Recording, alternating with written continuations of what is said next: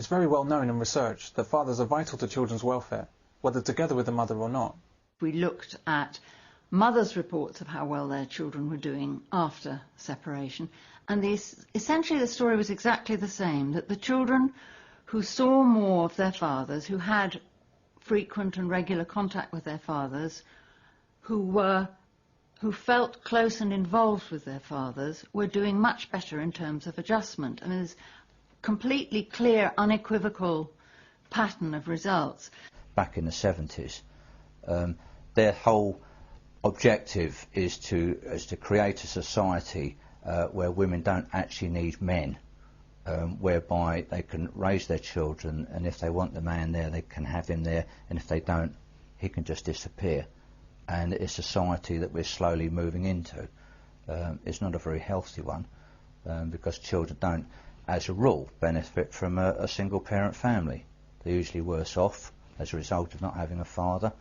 It's not to say that there's not single mums out there not doing a good job, I'm not saying that, but all the evidence in terms of health, education, prospects, that sort of thing, childbirth, you know, when you get teenage pregnancies and all the rest of it, most of that comes from a single parent setup. So it's not healthy for society, but the radical feminists, that is a society that are pushing us into. And heaven knows what this is doing for children. Children need to have men and women in their lives. If you can look at all the family tax credit systems and that type of thing, and payments to encourage the childcare facilities and that sort of thing, then obviously that's the route that they're taking. And if it appeals to women, and women have been told and brainwashed over the years that you've got to go back out to work, and they have been brainwashed, and there's all these childcare facilities as well, then you end up with a society that's moving along that line of its own volition. I worked in the park referral unit, which was a unit where children were expelled from school, and every child apart from one come from a broken home, and that was quite scary, that could be my child or my children in that unit in 5 years' time. But the police, government and businesses like the NSPCC all want to reduce the involvement of men in children's upbringing, and so they deny the importance of fathers. What have we become that we allowed this system to continue when we know the damage that it's doing? It breaks our hearts, destroys our children, it's ruinous for society, it makes the culture vulgar and perverse, it costs a fortune, and it flies in the face of everything we know as humans. It's precisely because of the damage to society that results from the forced removal of fathers that this system exists. Wait till your father gets, until your father gets, wait till your father gets home. One of the main reasons that fathers are so important to upbringing is that men are generally far better at disciplining children than women. You could be the baddest mama on earth. I don't give a fuck how good you are. Ain't nothing you can say more powerful than, I'm gonna tell your daddy. Can't fuck with it. Can't come closer. I'm gonna tell your daddy. This is certainly not about hitting children. It's about knowing how to be firm but fair and setting boundaries. My son is 9 years old. He's 10 next birthday, and he can already walk all over his mum. But he can't do that with me, and I don't have to raise my voice at him. I just have to look at my son, and he knows that he's pushed it too far, and he won't push it any further. So there's no smacking, there's no basically shouting, it's just a look. Where he hasn't got that with the mum, he can walk all over her. But well-disciplined children don't become criminals, don't become vulnerable to abuse, and don't need government intervention. This is bad news for a long list of agencies. The discipline provided by men doesn't just apply to his own children. The positive influence of men extends to all children they come across. But this influence has been ceaselessly eroded, such that now, men are considered suspect for showing any interest whatsoever in children and their welfare. You got a light? You gotta be kidding me. Toto, look at this kid. Jesus Christ, what are you, 13? And you getting high? You're not gonna give us a lecture, are you? No, not a lecture, a life lesson. We're primed by the negative activities of the NSPCC and the government to actually expect aberrant behaviour from men around children, and so any accusation is readily believed. In self-defence, men are forced to distance themselves from children for fear of what they may be accused of. Just put the joint down, kid. Just give me a light, old man, or I'll tell my dad you put your hand on my knee.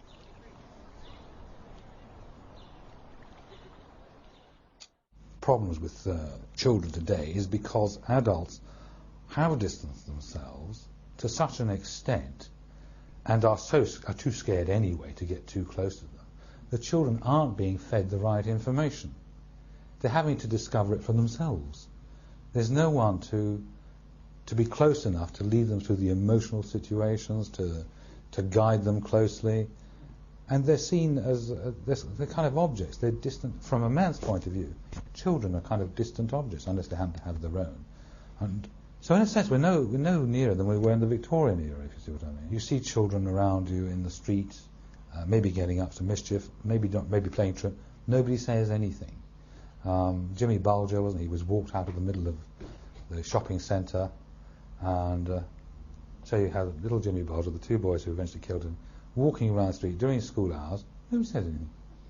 The alienation of men from children. For men to feel safe around children, the best thing that they can do is to be cold and distant. And that's exactly what they've become. Men have become cold and distant to a large extent. So, for example, male teachers won't go near the children. They'll be rigid. And so children grow up thinking, God, men are cold and distant. And they are. They have to be, for their own protection.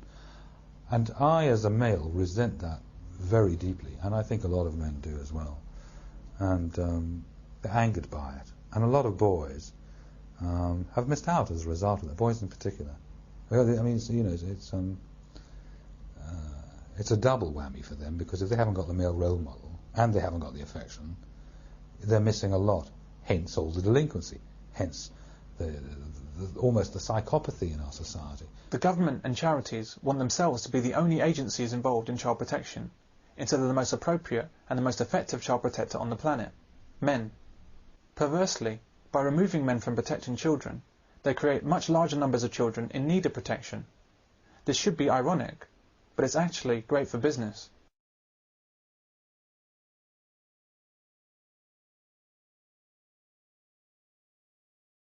Both girls and boys need the guidance and example of their fathers, but in different ways.